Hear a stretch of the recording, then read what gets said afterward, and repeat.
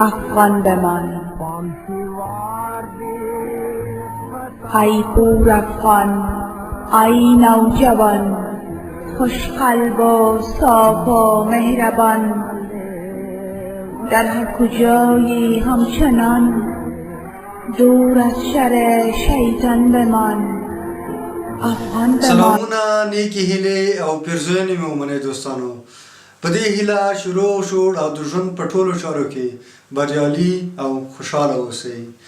دوستانو د معاصر غزل پښتون بادشاه امیر حمزه شینواری صاحب وایي حمزه د ښکلي یار به درته څه صفت کوم، حمزه د ښکلي یار به درته څه صفت کوم چې ګوړه څوک له هرې ډډې وڅکي خوږوي. دوستانو زموږ نننۍ موضوع د یار او یا هم د ګوړې په اړه باندې نه ده. زموږ نننۍ موضوع داسې یو څه په اړه باندې ده چې ځینو خلکو د انسان تر ټولو غوره دوست بللی دی او ځینې خلک په دې اند باندې دي چې له دوست څخه هم ډېر نږدې دی. دوستانو په ډېر فکر کولو کې مو نه پرېږدم، زموږ نننۍ موضوع د کتاب په اړه باندې ده. کتاب ځینې خلک یې داسې انګیري چې کتاب د انسان تر ټولو ښه دوست دی، ځکه ښه دوست دی چې تل تاسو ته علم درکوي، تل تاسو ته خوشحالي درکوي او تل تاسو ته د ژوند هغه تجربه شوې او ښه او مستقیمه لاره درښیي. دوستانو سیسرو په دې اند باندې دی چې وایي یوه کوټه پرته له کتابونو څخه داسې مثال لري لکه یو بدن بې له روحه څخه. نو په همدې اړه باندې دا چې کتاب لوستل موږ ته د ژوند کولو طریقه راښیي، که هغه موږ له تیر سره ده، که اوس کې ده او که هغه هم راتلونکي سره.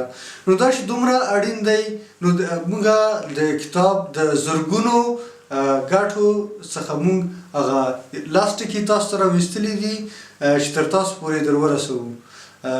هغه لاس ټکي په دې ډول باندې دي. لومړی کتاب لوستل ستاسو په ذهن کې د نوو افکارو، نوي ژوند، د نیکبختۍ او د خوشحالۍ تخم کري. دویم کتاب تاسو ته د نیکبختۍ لاره درښیي. څلورم کتاب لوستل ذهني سپورت دی.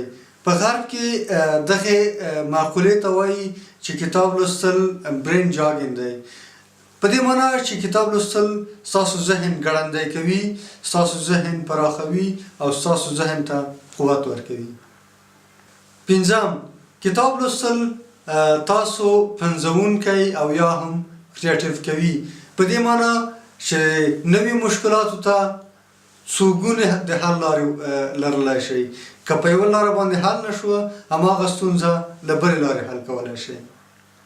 شپږم کتاب لوستل تاسو تاریخي څیرو او تاریخي سیمو سره اشنا کوي. کولی شئ د دې په مرسته باندې خپل حال او راتلونکي جوړ کړئ. اووم کتاب لوستل ستاسو له ذهنونو څخه منفي او غلط او ناسم افکار توږي. کتاب لوستل کولی شي ستاسو اقتصاد پر پښو باندې ودروي، د اقتصادي ستونزو د هواري لپاره نوې لارې درته پرانیزي. نهم د ډېرو کتابونو لوستل کولی شي له تاسو څخه لیکوال او یا هم ژباړونکی جوړ کړي چې د همدې په مرسته باندې کولی شئ تاسو خپل افکار تر کلونو حتی تر پیړیو پورې تر نورو پورې ورسوئ. لسم کتاب لوستل تاسو سره مرسته کوي چې تاسو خپل ځانونه وپېژنئ. هسې چې وایي من عرف نفسه فقد عرف ربه. تاسو ټول د دې مقولې په قوت او غښتلتیا باندې ښه خبر یاستئ. دوستانو موږ له کلونو څخه دغه خبرې اورو چې له شرق نه راغله زموږ یې کلتور را بدل کړ او یا هم له غرب نه راغلل موږ یې له بدبختۍ سره مخ کړو او یا دا او یا هم هغه. راځئ نن په رښتیني او صادقانه ډول باندې وپوښتو چې آیا 80 سلنه خلکو مو د دین په اړه لاس کتابونه لوستلي؟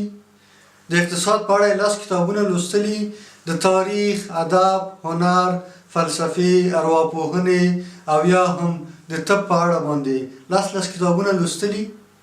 که یې نه دي لوستلي نو موږ ځان ته دا حق نه ورکوو چې نور خلک ملامت وګڼو، ځکه چې موږ هسې ځانونه خلکو ته ضعیفه نیولي دي چې هغوی په اسانۍ باندې کولی شي خپلې موخې پر موږ باندې پیاده کړي. دوستانو راځئ په یو قوت باندې راجع شو، په داسې یو قوت باندې چې نور د پښتون ځوان پر مخ باندې د بېوسۍ نندارې ونه شي لیدلی. پښتون انسان یا په ټولیز ډول افغان انسان باید په لوړو سترګو باندې د نړۍ په هر ګوټ کې ژوند وکوي، هغه هم د کتاب لوستلو په مرسته باندې، کټ مټ لکه نن چې نور ملتونه د نړۍ په هر ګوټ کې په جګو سترګو باندې ژوند کوي. دوستانو دغه کوچنۍ ویډیو تاسو لپاره آماده کړه. په لومړي سر کې له تاسو څخه زما هیله دا ده چې دغه ویډیو خپلو کوچنیانو باندې ولولئ، ووینئ، هغوی دې ته وهڅوئ چې کتابونه ولولي، هغوی دې ته وهڅوئ چې د خلکو افکار مطالعه کړي او د هغه په مرسته باندې خپل افکار وزېږوي. تر بیا بلې خپرونې او بل پروګرام پورې مو په لوی بخښونکي او سپېڅلي رب سپارم. پر مخه مو ګلونه د یو سوکاله او آباد افغانستان په هیله باندې.